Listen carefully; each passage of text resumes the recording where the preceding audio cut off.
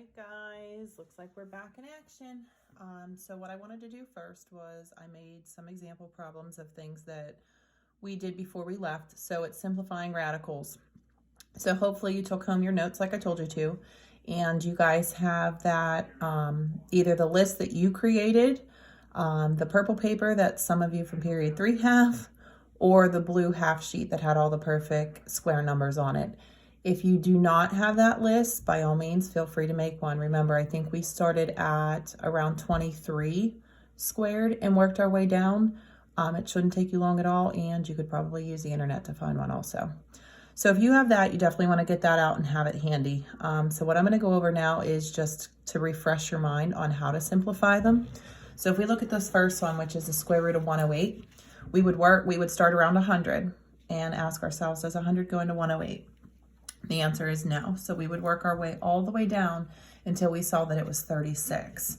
So we know that 36 goes in there 3 times, or in other words, 36 times 3 is 108. So out of 36 and 3, I know that the square root of 36 is 6. So I cross it off and I take it out front. So I have 6 roots of 3. That's the simplified form of the square root of 108. So you're going to do the same thing for 98. You're going to look at that list.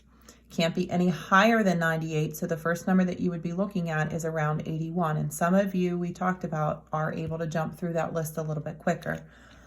So if we go through and we try 81, that doesn't work. 64 doesn't work. However, 49 works.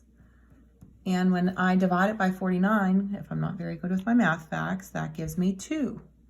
So the square root of 49 is 7. So 7 roots of 2 is the simplified form. Same thing with 54. So you're starting around 49 or maybe a little bit lower. And you find that the first one to work is 9. So 9 times 6 is 54. The square root of 9 we know is 3. So it becomes 3 roots of 6. Okay. Next one, square root of 21. So we would start on our list at 16. So 16 doesn't work. We would drop down to 9. 9 doesn't work. 4 doesn't work. So then what? If none of them works, remember, it's already simplified. So the square root of 21 cannot be simplified any further. It stays the square root of 21.